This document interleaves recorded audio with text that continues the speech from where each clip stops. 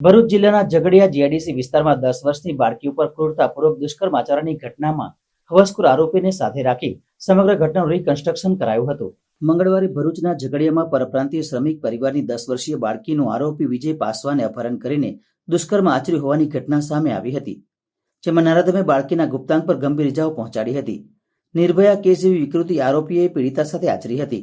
સમગ્ર ઘટનામાં બાળકીને ગંભીર ઇજા પહોંચતા સારવાર માટે ભરૂચ સિવિલ લઈ ગયા હતા, જ્યાં પીડિતાનું ઓપરેશન કરવામાં આવ્યું હતું, પરંતુ બાળકીની હાલત ગંભીર હોવાથી વધુ સારવાર માટે વડોદરાની એસએસજી હોસ્પિટલમાં ખસેડવામાં આવી છે। આરોપી અને પીડિતા બંને મૂળ ઝારખંડના વતની હોવાનું સામે આવ્યું હતું। સમગ્ર મામલે અંકલેશ્વર પોલીસને ગુનો નોંધીને આરોપીની ધરપકડ કરી તેની આખરી પૂછપરછ હાથ ધરી છે। આરોપીએ બાળકી ઉપર દુષ્કર્મ આચર્યા બાદ તેના ગુપ્તાંગમાં લોખંડનો સળિયો નાખી ક્રૂરતાની હદ વટાવી હતી, જેના લીધે બાળકીને ગંભીર ઇજાઓ પહોંચી છે। આ નરાધમે 1 મહિના અગાઉ પણ બાળકી પર દુષ્કર્મ આચર્યું હતું। જો કે સમાજમાં આબરૂ જવાની બીકે મા બાપે કોઈ પોલીસ ફરિયાદ કરી ન હતી, જેના લીધે આરોપીની હિંમત વધી અને બીજી વાર બાળકી પર દુષ્કર્મ આચર્યું હતું। કેસની ગંભીરતા જોતા તપાસ માટે એક વિશેષ ટીમ બનાવવામાં આવી છે, સાથે જ આરોપીને કડકમાં કડક સજા થાય તે માટેની કાયદાકીય પ્રક્રિયા પણ હાથ ધરાઈ છે।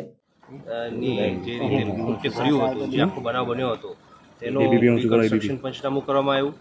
આયોની હાજરીમાં તથા સરકારી પંચોની હાજરીમાં આ રિકન્સ્ટ્રક્શન પંચનામું કરવામાં આવ્યું, જેમાં આરોપીએ કઈ રીતે આખા આ ગુનાનો અંજામ આપ્યો તે બાબતે પોતે સરકારી પંચોની હાજરીમાં અમને માહિતી આપી હતી અને એ અન્વયે તમામ વિગતોને ધ્યાને લઈ અને પંચનામું કરવાની કાર્યવાહી કરવામાં આવી।